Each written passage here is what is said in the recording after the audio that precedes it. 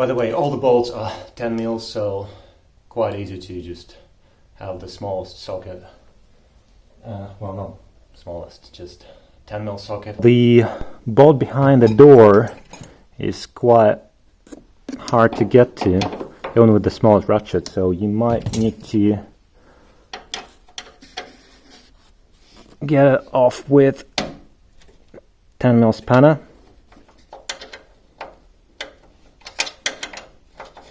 Yeah, it's gonna take a while with this spanner, but I don't have anything else. Yep. And now it's out.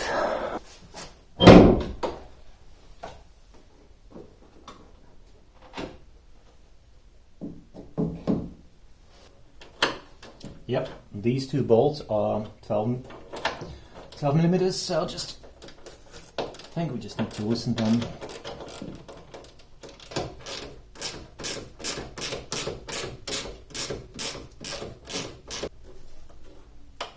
Like that, and just pull straight away. And you see it's quite simple and straightforward.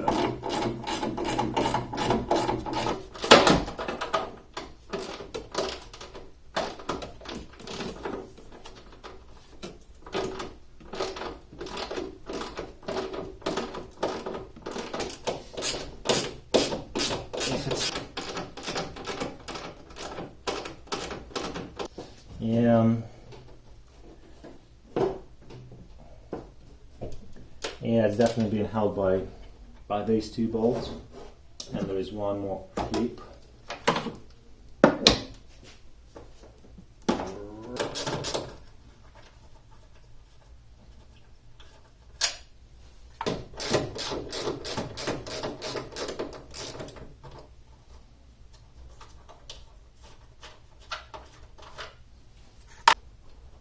Let's try it again, shall we?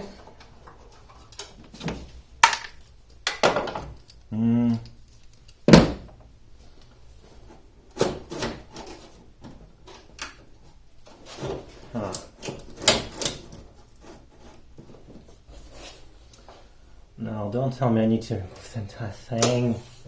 I don't want to do this.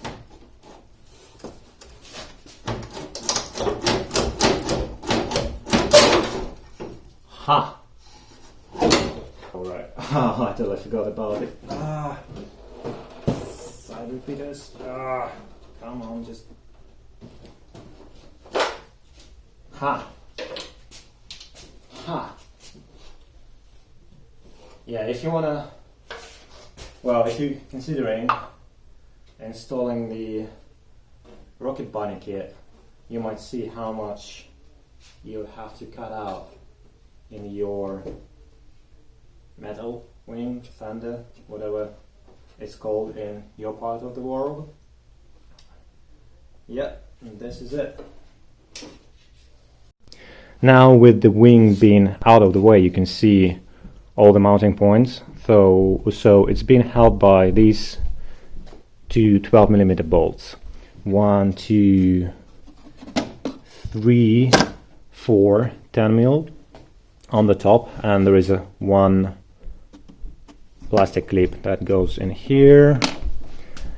Then there is one bolt holding it here, so it's much easier if you just open the door and get it from the other side.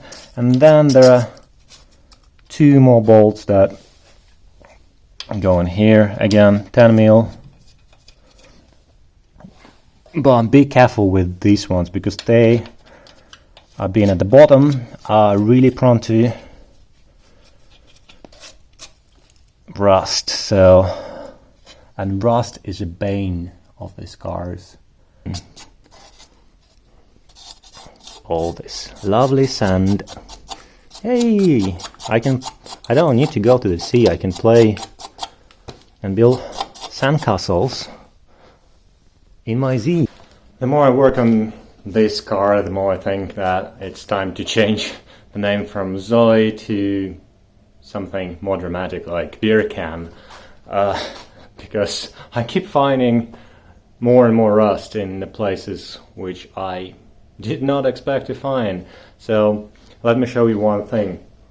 From this side, yeah, you can see it's in better days, but on the inside it's actually begin to crack. So I think what many people experience when they put TrueCar rubbers on it, that the strut tower begins to crack on this, like along the actual weld. So I think it comes down to the weakness of the actual strut tower, but metal fatigue in general. So this spot is considerably weakened on the older cars. And I don't know, maybe I'll be able to just get from behind and weld just metal, like a piece of metal to reinforce this thing. Probably I'll do stitch welding along the seams, but we'll see. I really didn't want to drop the rear subframe, but I think I'll have to do that.